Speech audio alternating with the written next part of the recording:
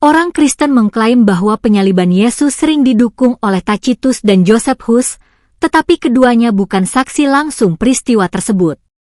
Mereka menulis puluhan tahun kemudian, berdasarkan laporan atau tradisi yang sudah beredar, sehingga nilai kesaksiannya bersifat sekunder, bukan bukti langsung. Karena itu kesaksian Tacitus dan Josephus tidak dapat dijadikan bukti. Agar mudah dipahami, berikut ini pendapat notebook LM. Bayangkan Anda bawa sebuah buku sejarah kuno ya, ke ruang pengadilan modern.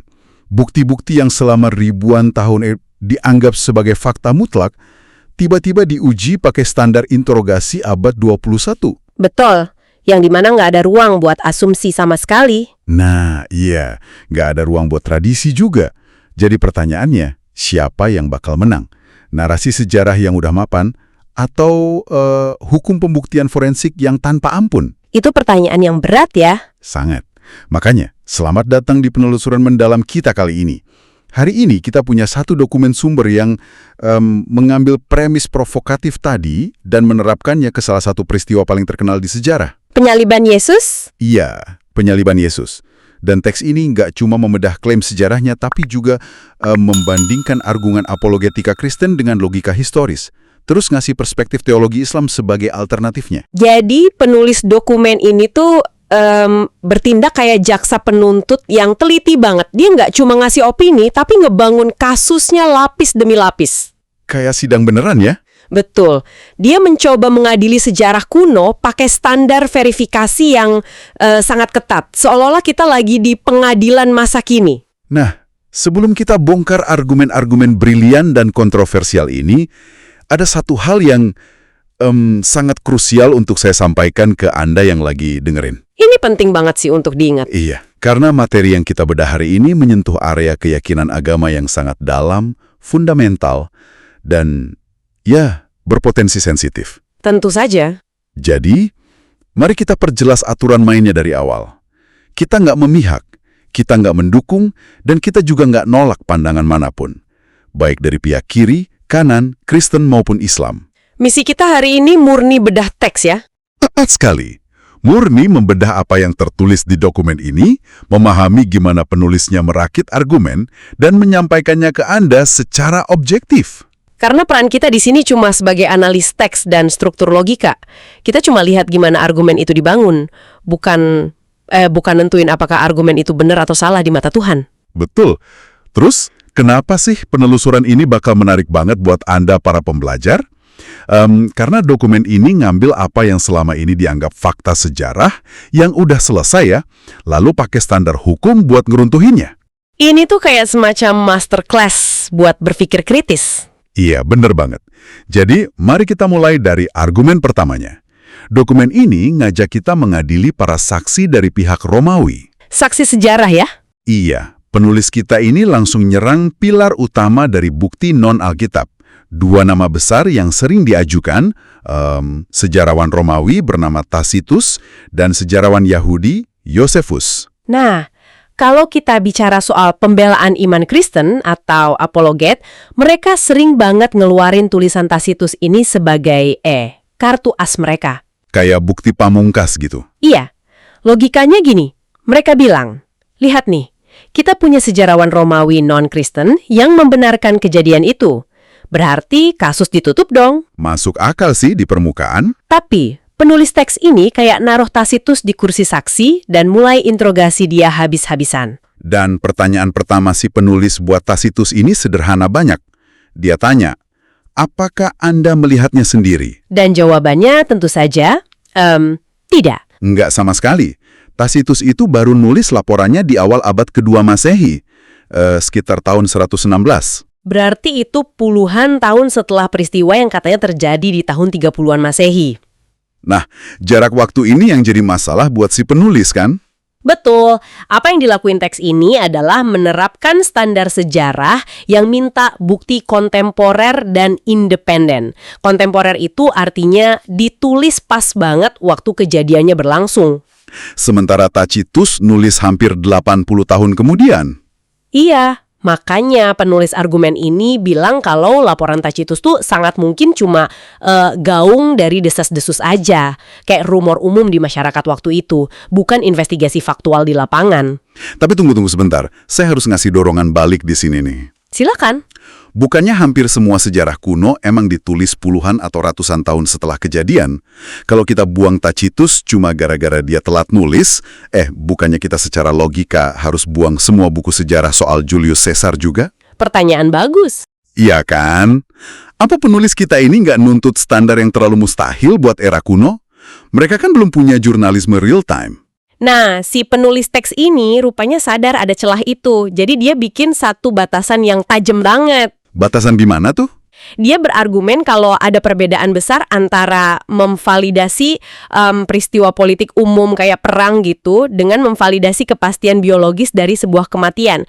Apalagi kematian yang jadi fondasi doktrin keselamatan miliaran orang. Oh, jadi standarnya beda. Iya, untuk poin biologis ini dia nuntut standar forensik. Cuma karena Tacitus nyatat seseorang dihukum mati, teks ini bilang itu ngelasi kepastian medis gimana proses kematiannya terjadi. Saya paham sekarang. Apalagi kalau sumbernya cuma dari kelompok yang emang udah percaya dari awal. Tepat. Ini kayak permainan pesan berantai lintas dekade ya. Kalau saya nulis biografi orang dari tahun 50-an, murni berdasarkan rumor warga sekarang, tanpa lihat rekam medis, ya pengadilan nggak bakal nerima itu. Jelas nggak akan diterima sebagai bukti forensik. Oke, terus kita pindah ke saksi kedua nih, Flavius Josephus. Tulisannya sering banget dipakai karena dia sejarawan Yahudi abad pertama. Betul. Tapi dokumen kita ngelempar argumen soal interpolasi yang lumayan ngancurin bukti ini. Coba jelasin dikit dong, gimana interpolasi ini kerja? Soalnya banyak yang suka bingung. Boleh. Jadi di dunia kuno itu kan nggak ada mesin cetak ya. Setiap buku harus disalin manual pakai tulisan tangan dari generasi ke generasi. Sama biarawan atau juru tulis gitu ya? Iya, nah interpolasi ini kejadian waktu ada penyalin di abad-abad berikutnya yang kebetulan punya keyakinan teologis tertentu, ngerasa perlu buat memperbaiki teks aslinya biar lebih pas sama keyakinannya. Oh, ditambah-tambahin gitu? Iya, misalnya dia baca tulisan Josephus soal tokoh bernama Yesus, terus di pinggir halamannya dia nambahin catatan teologis pribadinya. Kayak notes di margin buku? Persis. Terus penyalin generasi berikutnya yang baca itu ngira catatan pinggir tadi adalah bagian dari teks asli Josephus, jadi dimasukin deh ke paragraf utama. Astagfirullah. Jadi pelan-pelan opini penyalin berubah seolah-olah itu tulisan asli si sejarawan. Begitulah sejarah penyalinan teks kuno. Dan dalam kasus Josephus ini, mayoritas ahli sejarah modern sepakat kalau teksnya tuh udah disisipi besar-besaran sama penulis Kristen di kemudian hari. Karena Josephus kan Yahudi Ortodoks ya, nggak mungkin dia nulis pengakuan eksplisit teologi Kristen. Sangat nggak mungkin secara historis. Nah, teks kita ini pakai fakta tadi sebagai senjata pamungkas. Penulisnya nanya kalau teks ini udah kecampur sama tinta dari 300 tahun kemudian, gimana kita tahu mana yang asli dan mana yang sisipan? Dan karena nggak ada cara pasti 100% buat misahin, dokumen kita menyimpulkan kalau fondasi bukti Josephus ini cacat secara hukum, gugur total. Penulisnya benar-benar tanpa kompromi ya sama keraguannya. Kesimpulan dia, semua sumber yang katanya independen ini terlambat ditulis, rentan bias politik, kecemar interpolasi, dan nggak ada yang kontemporer. Runtuh. Oke, nah kalau saksi-saksi manusianya gugur, terus kemana kita cari bukti? Logikanya sih ke pihak yang mengeksekusi kan? Kekaisaran Romawi. Iya, Romawi itu terkenal banget sama birokrasinya. Mereka nyatet populasi, pajak, semuanya. Jadi dokumen ini bawa kita nyari ke dalam arsip resmi Romawi. Dan apa yang mereka temukan? Kekosongan, nggak ada apa-apa. Nah, para apologet sering pakai logika kalau Romawi itu teliti. Jadi kalau Romawi nggak ngebantah, berarti kejadiannya valid. Tapi teks kita ini membalik logikanya. Dia malah nyorotin skala prioritas politiknya Romawi. Ini menarik banget. Iya, saya agak ketawa pas baca bagian ini. Penulisnya nanya, seberapa peduli sih Kaisar Tiberius di Roma sana sama urusan di Yerusalem? Dari sudut pandang Roma, Yudea itu kan cuma provinsi perbatasan yang berdebu. Dan isinya suka memberontak terus. Jadi bayangkan Anda ngarep ada arsip Romawi yang super detail soal satu eksekusi di abad pertama. Itu ibarat apa ya? Ibarat kita nyari slip tilang parkir dari kota kecil 2000 tahun lalu, terus kita ngotot nyarinya di Perpustakaan Nasional hari ini, ya peluangnya 0. Analogi yang pas. Dan karena nggak ada arsip resmi negara, teks ini bilang berarti nggak ada akte kematian formal. Nggak ada dokumen dari pihak ketiga yang netral. Tapi tunggu, pertanyaan kritisnya adalah, apakah ketiadaan arsip itu membuktikan kalau kejadiannya nggak pernah ada? Atau cuma ngebuktiin Romawi nggak peduli buat nyatat secara permanen? Nah, disinilah letak kecerdikan si penulis teks. Dia nggak bilang kalau kejadian itu sama sekali nggak ada. Terus? Dia cuma pakai ketiadaan dokumen itu buat menghancurkan klaim kepastian absolutnya. Oh, dia cuma mau ngeruntuhin kepastian 100%-nya itu. Betul.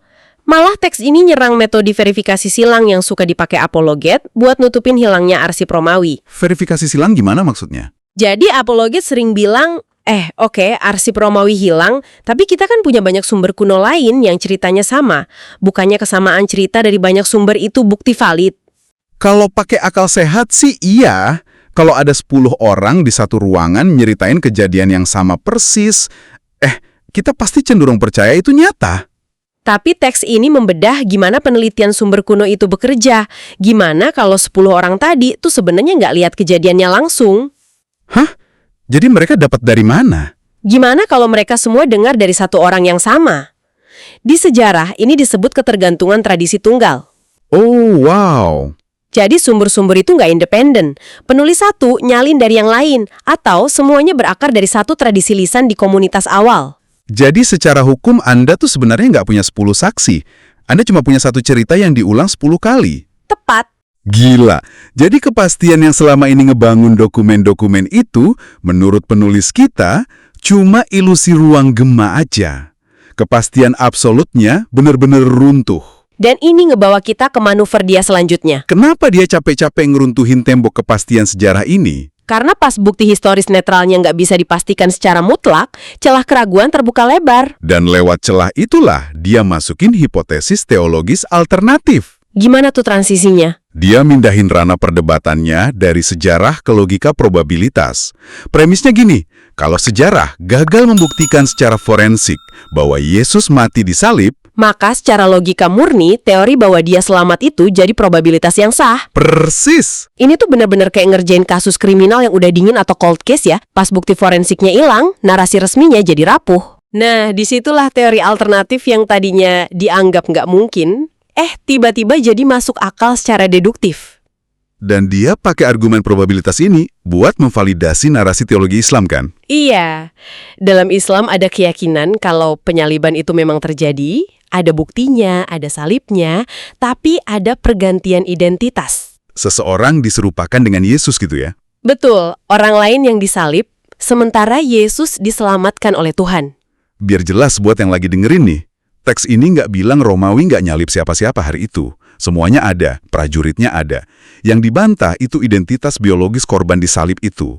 Akurat banget, karena tulisan Romawi nggak bisa verifikasi identitas medisnya, penulis bilang kalau hipotesis substitusi dari Islam ini bukan sekedar fantasi. Tapi argumen yang rasional karena sejarah sekulernya sendiri bolong. Iya, masuk ke lubang ketidakpastian itu dengan logis. Narasi lawannya nggak punya bukti absolut. Tapi dia nggak berhenti di sejarah aja loh. Nah, iya. Di paruh kedua dokumen ini, si penulis ngarahin pisau logikanya langsung ke fondasi doktrin teologi. Ini yang saya sebut argumen kesunyian Tuhan. Bagian ini benar-benar murni kritik doktrinal ya. Premisnya adalah, agama emang butuh iman, Tapi iman nggak boleh mating akal sehat. Logika abad pertama harus sama koherennya, sama logika abad 21. Betul. Dokumen ini nolak keras alasan yang berlindung di balik kata, ini adalah misteri ilahi. Dan dengan standar itu, dia mulai ngeritik doktrin inti Kristen, Trinitas, inkarnasi, dosa asal, dan lain-lain. Menurut penulis, semua itu konstruksi manusia karena nggak ada firman langsung yang eksplisit dari sang pencipta. Dia pakai metode yang kuantitatif banget ya buat ngukur kebenaran ilahi ini. Dia ngitung jumlah kata dan ayat loh. Iya, dia ngasih kontras dari Kitab Kejadian pasal 4 ayat 6-16. Ini pas kisah Kain setelah bunuh Habel. Oke, coba kita ikutin alur logikanya. Ada apa di Kejadian pasal 4 itu?